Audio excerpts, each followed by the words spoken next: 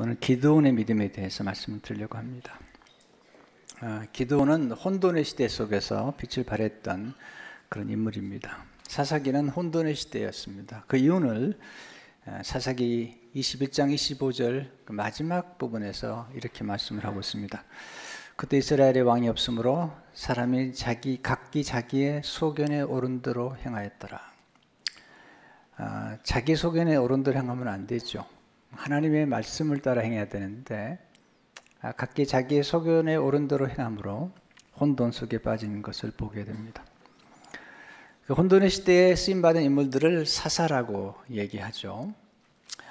히브리 기자는 사사들 가운데 특별히 4명만 여기에서 기록을 하고 있고 제일 먼저 기드온에 대해서 얘기를 하고 있습니다.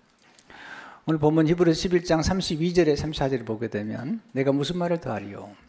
기드온, 제일 먼저 나오는 사사죠. 바락, 삼손, 입다, 다윗 및 사무엘과 선지자들의 일을 말하려면 내게 시간이 부족하리로다.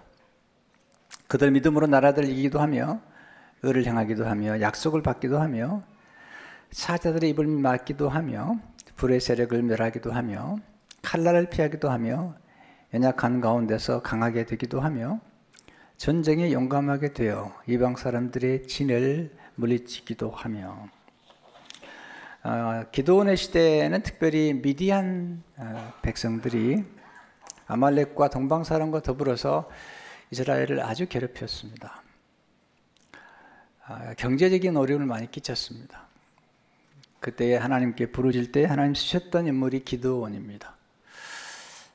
도대체 기드온은 어떤 인물이기 때문에 쓰셨을까? 하나님 어떤 인물을 선택해 쓰시는 걸까?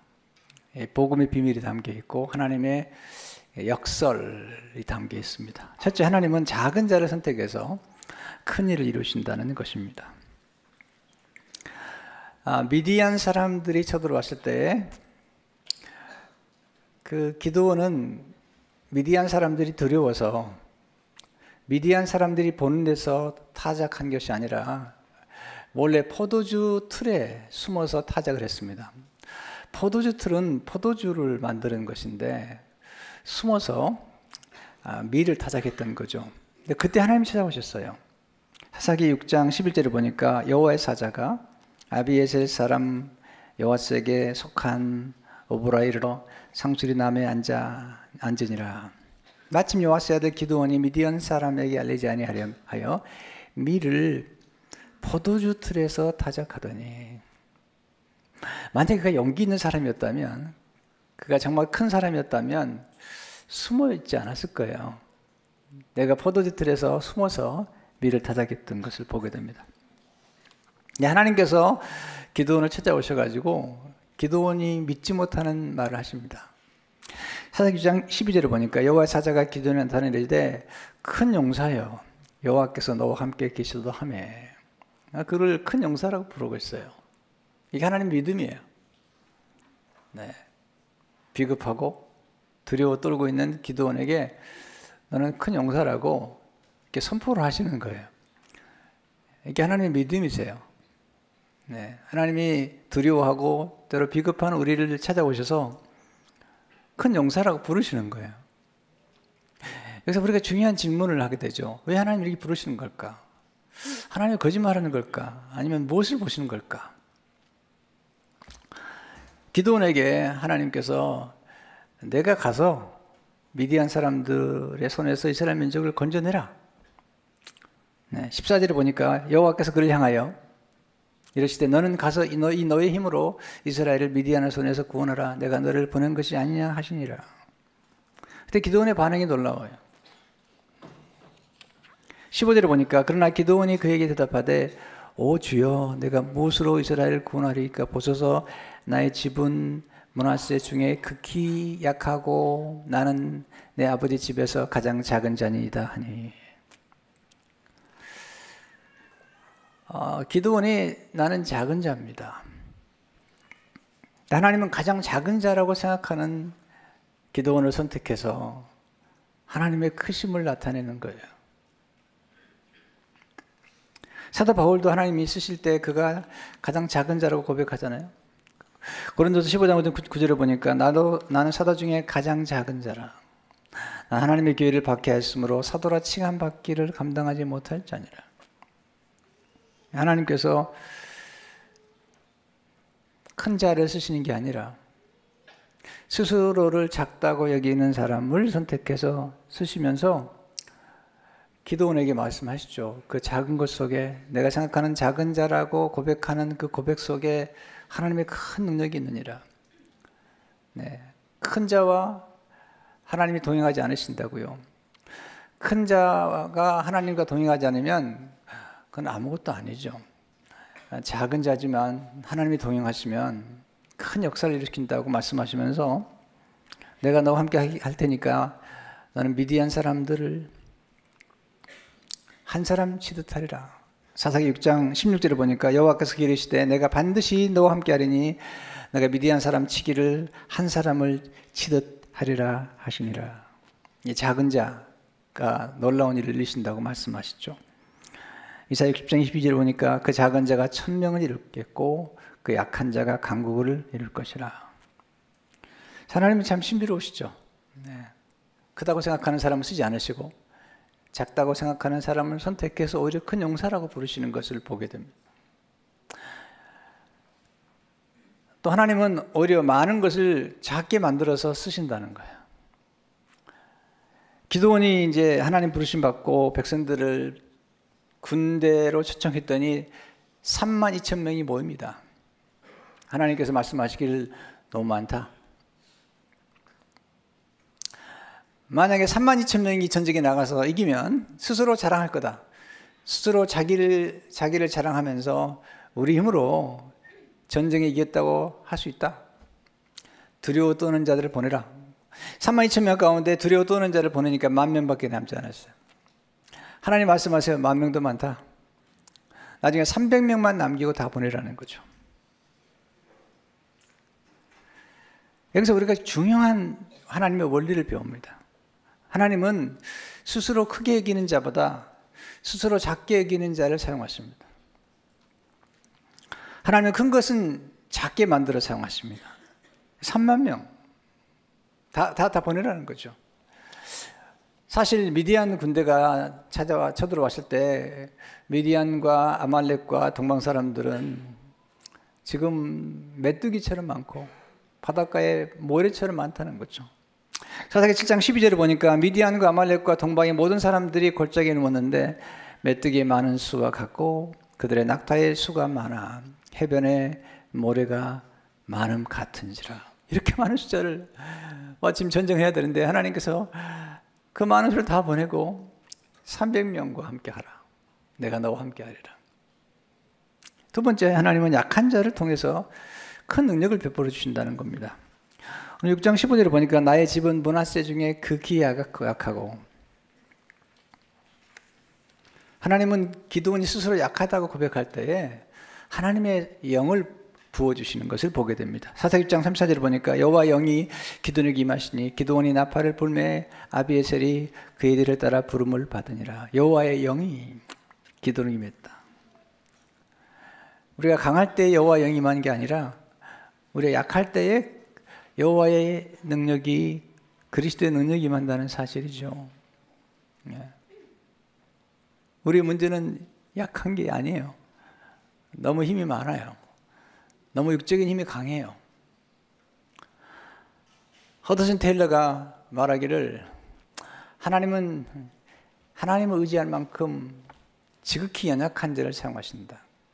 우리 인간은 자기에게 조금만 힘이 있어도 하나님을 의지하려고 하지 않습니다. 하나님께서 우리로 약하게 만드셔서 사용하시는데 사도 바울이 육체의 가시 때문에 하나님께 기도하잖아요. 하나님께서 그의 기도를 거절하심으로 응답하세요. 내가 약할 때 내가 강하며 내가 약할 때 그리스도의 능력이 내게 머문다. 하나님께 말씀하세요. 신비롭죠? 우리가 강할 때 하나님의 능력이 같이 하지 아니하고 우리가 약할 때 그리스도의 능력이 나타난다는 사실을 말씀하고 계시는 것이죠. 예수님께서 이 땅에 오실 때에 큰 자로 오시지 않으셨습니다. 작은 자로 오셨죠. 그리고 예수님께서 스스로의 능력으로 일하지 않으셨습니다. 성령을 의지해서. 마태복음 12장 24절을 보게 되면 28절을 보면 그러나 내가 하나님의 성령을 힘입어 귀신을 쫓아내는 것이면 하나님의 나라가 이미 너에게 임하였느니라. 사도행전 10장 38절을 보게 되면 하나님 나사렛 예수에게 성령과 능력을 기름 붓듯 하셨음에 그가 두루 다니시며 선한 일을 행하시고 마귀에 눌린 모든 사람을 고치셨으니 하나님이 함께 하셨습니다. 성령의 능력, 하나님의 능력이 임할 때에 놀라운 일을 감당할 수 있는데 언제 하나님의 능력이 임하시냐면 우리가 약할 때에, 우리가 연약할 때에 임한다는 사실입니다. 가끔 사람들이 제게 물어봐요. 깊은 영성이란 무엇이냐고 물어보면 제가 이렇게 답하죠. 깊은 영성이란 강함을 깨트려 연약해지는 것이다고. 깊은 영성이란 연약함을 유지하는 것이라고. 깊은 영성이란 우리 연약한 그릇 속에 그리스도의 능력을 채우는 것이라고. 우리는 어떻게 하든지 강해 보려고 그러잖아요. 근데 하나님은 그렇게 말씀하지 않으세요. 우리가 연약할 때에 그리스도의 능력이 임하기 때문에 오히려 우리의 연약함을 유지하기 위해서 기도하는 거죠. 기도를 왜 하시는 거예요? 힘 빼는 거예요. 네? 하나님께서 힘 빼라는 거예요. 어떤 분은 눈에 힘이 많더라고요. 눈에 힘이 많아서 째려보는데 그것도 빼래요. 힘 좀 빼래요. 여러분 운동선수들을 보면 그 시합에 나가서 그 해설하는 분들이 그렇게 저분 오늘 어깨에 힘이 많이 들어갔다고. 힘이 들어가면 안 되잖아요. 모든 것은 원리는 간단합니다. 힘이 들어가면 안 됩니다. 힘 빼야 됩니다. 하나님께서 우리의 삶 가운데 고난과 역경을 보내셔가지고 자꾸 힘을 빼게 만드시는 거예요. 왜냐하면 연약할 때 하나님께서 역사하시고 그 약하게 보일 때에 하나님이 더 요긴하게 역사하신다는 거죠. 이게 하나님의 나라의 비밀이고 그리스도의 교회 공동체의 비밀이에요. 바울이 얘기하잖아요. 세상적으로 큰 자가 있느냐? 또 강한 자가 있느냐? 아니라는 거죠. 그리스도의 몸된 교회는 오히려 약한 자, 작은 자가 있는 것인데 하나님께서 그 약하고 작은 자를 오히려 요긴하게 사용하신다. 고린도서 12장 22절 23절을 보게 되면 더 약하게 보이는 몸의 지체가 도리어 요긴하고 약하게 보이는 것들이요 꼭 필요해요. indispensable. 꼭 필요한 거예요. 이건 없어서는 안 되는 거죠. 우리가 몸에 덜 귀히 여기는 그것들을 더 귀한 것들로 입혀주며 우리 아름답지 못한 지체는 더욱 아름다운 것을 넣느니라. 이 교회에서 역사하신 하나님의 섭리고 하나님의 나라가 이렇게 이루어지는 것을 보게 됩니다. 약한 것, 깨어진 것, 그리고 작은 것. 그 속에 하나님의 비밀이 담겨 있는 거죠.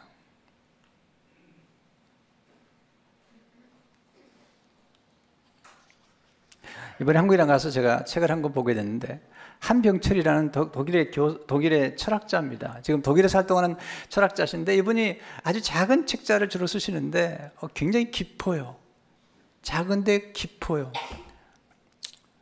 이번에 그분의 책 가운데 아름다움의 구원이라는 책이 있어서 좀 읽어봤는데 아주 작은 책자지만 깊어요. 쉽게 넘어가지 않아요.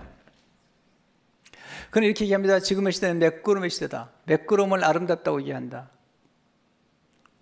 네, 스마트폰을 보라, 매끄럽다. 네, 텔레비전을 보라, 다 매끄럽대요. 그리고 여자들 얼굴을 보라, 다 매끄럽대요. 다 고쳐가지고.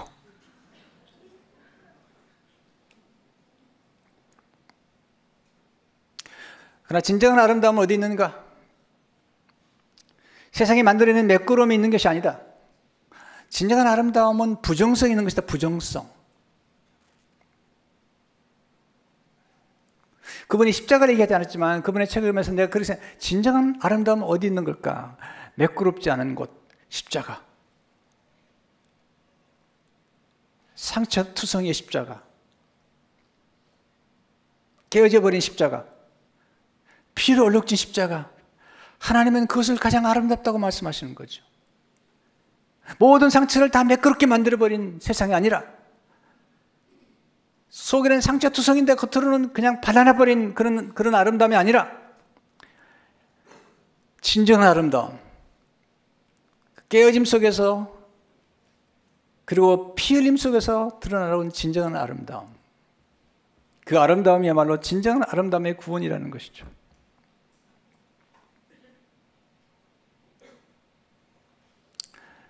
사람들이 너무 매끄러운 걸 좋아하는데요. 그게 문제라는 겁니다. 그게 진정한 아름다움이 있는 것이 아니라는 것이죠. 세 번째, 하나님은 약한 믿음을 점점 견고케 하심으로 영광을 받으시죠. 기도원이 하나님의 부름을 받을 때 믿음이 약했어요. 하나님 앞에 자꾸 표징을 구해요. 여러분, 믿음이 좋은 사람은 표징을 구하지 않죠. 믿는 사람, 진짜 믿음 가진 사람은 보지 않고 믿는 사람이잖아요. 그런데 도마는 표징을 구했습니다. 내가 옆구리를 좀 만져보고 싶습니다. 근데 기도원도 똑같죠. 하나님 표징을 보여달라고. 사사기 6장 17절 18절을 보니까 기도원이 그에 대답하여 만일 내가 주께 은혜를 얻었사오면 나와 말씀하시니까 주 되시는 표징을 내게 보이소서. 내가 예물을 가지고 다시 주께로 와서 그것을 주 앞에 드리기까지 이것을 떠나지 마시기를 원하나이다 하니 가이르되 내가 너를 돌아올 때까지 머무리시나 하니라. 하나님이요, 표징을 보여주세요. 책망하지 않으세요. 여러분, 그런 경험 혹시 하신 적 없어요? 여러분, 신앙의 초기 때 기도만 하면 응답이 되는 거예요. 근데 여러분, 신앙이 깊어질수록 하나님의 기도 응답이 더디어지고 때로는 표징을 잘 안 보여주실 수가 있어요. 그것은 여러분들이 믿음이 더 깊어져 가고 있다는 증거예요. 하나님께서 우리가 신앙이 연약할 때 표징을 자꾸 주세요. 근데 신앙이 깊어지면 표징을 잘 보여주지 않으세요. 이런 경험을 영성가들은 영혼의 깊은 밤이라고 얘기해요. 그렇게 자주 보여주는 표징이 보이지 않고 때로는 칠흑 같은 어둠이 계속될 때, 그래서 우리의 신앙이 점점 성장하고 있다는 사실을 보여줄 수 있는 거죠. 기도는 믿음이 약하기 때문에 표징을 보여주시죠. 예물을 드리는데 고기를 희생제물로 잡았고 무기병을 만들고 국을 가져오니까 여호와 사자가 바위 위에다가 그 예물을 넣고 국을 부으라는 거예요. 그리고 여호와 사자가 지팡이 끝으로 그 예물을 터치했더니 바위에서 불이 나왔어요. 물을 부은 거예요. 국을 부은 거예요. 근데 바위에서 불이 나와가지고 태워버린 거죠. 여기서 하나님의 영광이 나타나는 거죠. 근데 기도원이 거기서 만족하지 않아요. 하나님 표징을 또 보여주세요.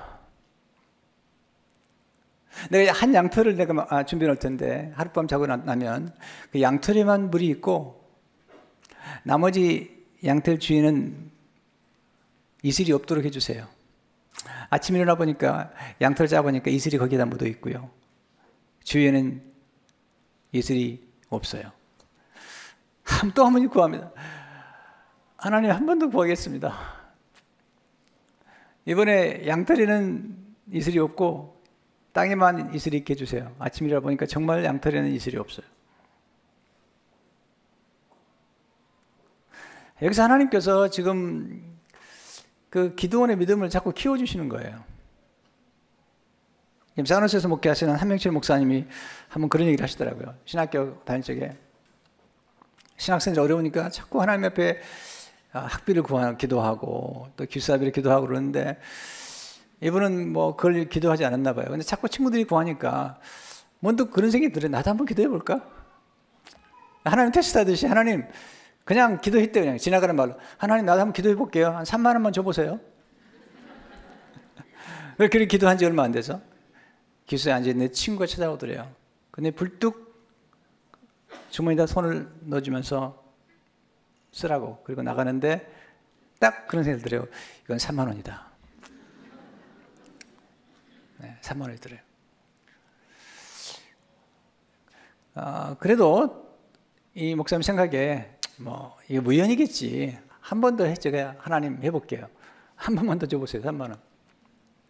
주일날 예배를 마치고 집에 돌아가는 길에 육교, 그 당시 육교가 있어요. 육교를 지나가는데 한 친구가 쳐다보더라고요. 친구를 만났대요. 보자마자 부탁도 하지 않았는데 주머니에서 손을 넣더니 친구, 야 이거 써라 그리고 넣어주더래요.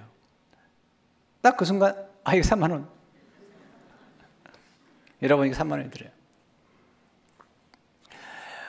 이게 작은 표징들이 우리의 삶 가운데 기도 응답들이 나타나는 거거든. 저도 수많은 경험을 했어요. 이런 표징들 속에서 하나님이 하신 일들을 너무 많이 봤어요. 하나님 우리 연약한 믿음을 키워주기 위해서 때로는 표징들을 보여주시는 거죠. 하나님께서 이제는 기드온이 구하지 않은 표징을 주시려고 미디안 군대에 들어가 봐라. 지금 300명밖에 안 남았어요.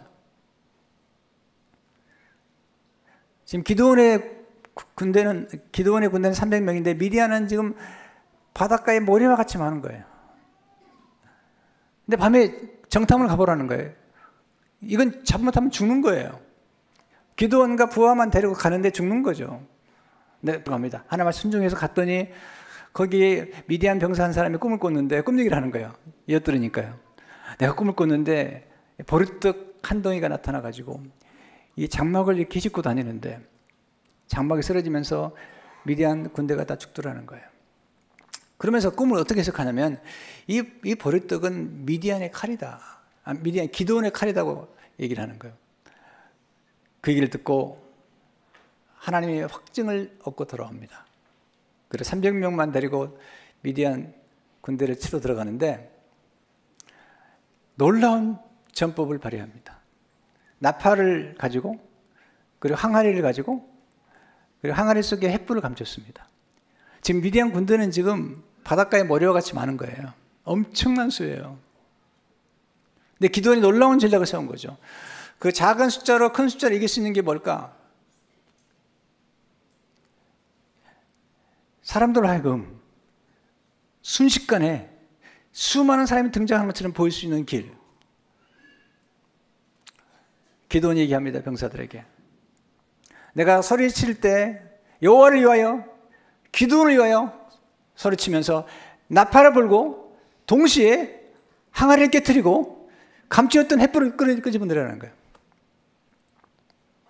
수많은 병사들이 잠자고 있는 거죠. 밤이니까.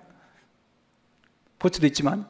근데 300명이 들어가서 갑자기 한순간에 나팔을 불고 300명이 그리고 항아리가 깨지고 그리고 횃불이 확 나타나니까 이 미디안 군대 혼비백산해가지고 서로 싸우다가 다 죽는 거죠.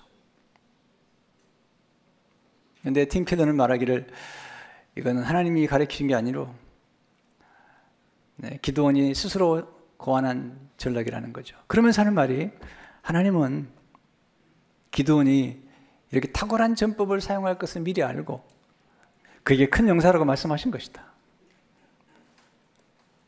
하나님 우리에게 말씀하실 때 우리 안에 있는 놀라운 잠재를 알고 계시거든요. 왜 하나님께서 미디안 군대 안에 들어가가지고 그렇게 정탐하게 하셨을까요? 그래서 중요한 원리가 있습니다. 우리가 기드온이 경험했던 경험을 통해서 우리가 배우는 중요한 원리를 우리는 기억해야 됩니다. 하나는 하나님 적군이 우리가 생각하는 것보다 강하지 않다는 것을 보게 하시는 거죠. 미디안 군대가 많지만 생각보다 많지 않다, 강하지 않다. 또한 하나님 우리의 문제가 생각보다 크지 않다는 것을 보게 하신다는 거죠. 또 하나님 우리의 장애물이 생각하는 것보다 심각하지 않다는 것을 자꾸 보게 하세요.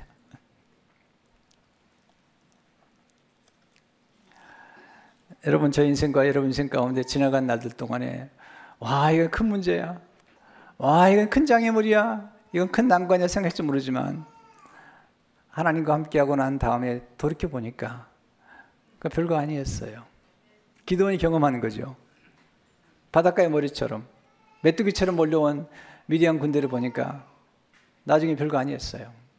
더 놀라운 사실은 그들이 바다의 머리처럼 많이 왔기 때문에 그들이 서로 싸우는 동안에 서로 죽는 바람에 나중에 그들이 가져온 이 노량, 그들이 가져온 물건들이 곡식이 다 그들의 것이 되는 거죠. 큰 문제가 큰 군대가 큰 재산을, 큰 축복을 가져온 거예요. 이게 하나님의 역설이에요. 문제가 크면 축복도 크다는 거죠. 하나님께서 우리 삶 가운데 이런 신비로운 방법으로 우리를 도우시는 거거든요. 그래서 기드온의 믿음에 대해서 히브리서 11장 32절, 34절 보게 되면 기드온은 믿음으로 나라들을 이기기도 하며 미디안 이겼잖아요. 아말렉 이겼잖아요. 동방나라 이겼잖아요. 연약한 가운데서 강하게 되기도 하며, 그는 연약했잖아요.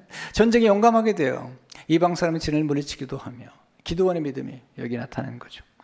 근데 기드온의 생애 가운데 가장 우리가 놀라운 것은, 기드온은 우리에게 보여준 것은 하나님이 기드온을 통해서 구원과 평화를 선물로 주셨다는 거예요.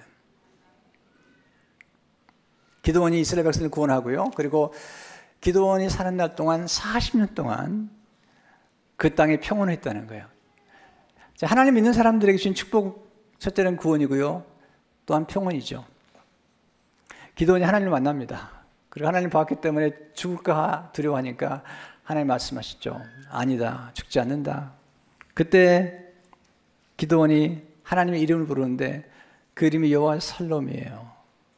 구약의 평강을 말씀하실 때 우리가 그렇게 자주 쓰는 여호와 살롬을 기드온을 통해서 고백하게 하시죠. 사사기 1장 24절을 보니까 기드온이 여호와를 위하여 그 제단을 쌓고 그것을 여호와 살롬이라 했더라. 이것이 오늘날까지 아비에셀 사람에게 속한 오보라에 있더라. 따라서 보세요. 여호와 살롬. 따라서 하나님 평강이시다. 네, 여호와 살롬. 이 진정한 구원과 진정한 평안을 주었던 분 누굴까요? 사실 기드온은 40년 동안 평안을 주었지만, 기드온은 잠시 동안 그들을 구원했지만, 우리 예수님은 이 땅에 오셔서 십자가에 죽으시고 깨어지시고 그리고 피를 흘리심으로 우리 진정한 구원과 평강을 주셨다는 거죠. 그리고 우리를 화평케 하셨다는 거예요. 이것이 십자가의 비밀이고 이것이 성찬의 비밀이라는 거죠. 예수님 작은 자로 오셨습니다. 십자가에서 깨어지셨습니다. 그리고 십자가에서 우리에게 위하여 찢어주신 그 살과 피가 작지만, 네, 그 속에는 인류를 구원한 놀라운 능력이, 그리고 우리의 모든 죄를 용서하시고 우리에게 진정한 평강을 주시는 그 평강의 비밀이 바로 그 작은 떡과 그 잔 속에 담긴 예수님의 살과 피에 담겨 있다는 것입니다. 오늘 여러분 가운데 나는 왜 좀 큰 자가 못 됐는가라고 생각할지 모르지만 아닙니다. 그렇게 생각하시면 안 됩니다. 하나님 작은 자를 더 요긴하게 사용하시고, 왜 좀 난 강하지 못할까? 왜 연약할까? 네. 제가 늘 그렇게 생각하거든요. 나는 왜 이렇게 약할까 생각하는데, 오늘 말씀은 약할 때 그리스도의 능력이 임한다는 사실을 말씀하고 있습니다. 하나님 우리의 믿음을 키워주고 계십니다. 오늘 이 말씀으로 힘과 능력을 얻으시는 여러분 되시길 주의 이름으로 축원합니다.